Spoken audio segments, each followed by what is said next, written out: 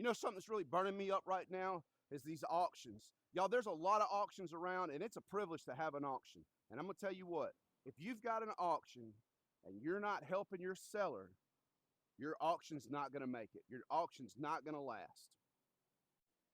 I'm all about taking care of my customers, but you've also got to understand the sellers that drive hours and hours to get to your auction, and you're not helping the buyer, you're not encouraging the buyers to buy more, and you're just saying, well, this is the same item we had last time or whatever. When your auctioneer is negative, it turns a whole vibe to the negative in the auction building. Also, if you're not in the business and you're running an auction, it's a little bit tougher. I'm not saying you can't make it, but I am saying it's tougher.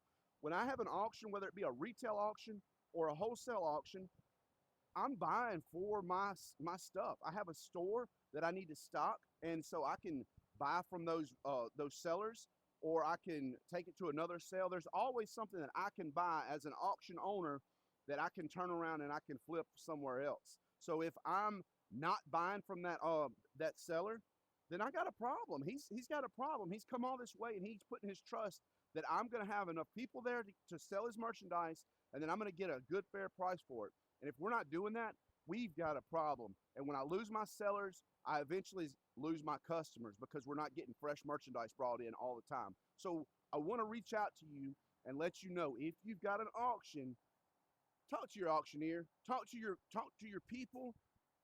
People don't have to be at your auction. They don't have to be at my sale. People come to my sale because they like me. I've got good prices, I've got good sellers, and we're constantly moving merchandise.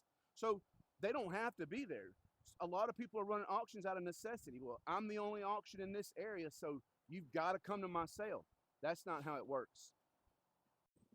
People are going to come to an auction for only one of a few reasons. Number one, they're there to get a good deal. Maybe not to buy cheap stuff, but they're there to get a good deal. Number two, they're there for entertainment. When we had our auction in Collinsville, I loved it. We didn't make hardly any money, but we loved it. But all it was a social club of people sitting around, eating and drinking coffee. The only people that made money was the seller or the snack bar. And then another reason they come to your auction is for the experience, the atmosphere. I guess that'd fall under entertainment. So if you're not giving them a good atmosphere or good deals, they're going to quit coming. Part of that is you getting excited, you making sure that your customers are happy, and then that makes them want to buy.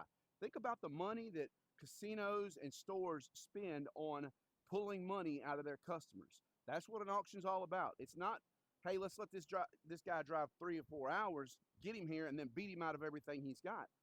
That's not how it works. So as an auction owner, make sure you're taking care of your sellers. That's your number one tool. When they walk through that door, that seller is going to dictate how much money you make for the day. So if he's got a good load, he's going to make good money, and you're going to have to help pull that out of the crowd. So if there's an item that you think maybe that's a little high on, talk to him, pull him to the side, say, hey, can you do any better on it? Because we've been paying this. But don't ever publicly go in front of your crowd and say, hey, y'all get them if you want to. I think this is a high dollar item. Sometimes just one person buying one item can spark a fire in the auction business. I hope this helps you guys out, and I hope you have a great day.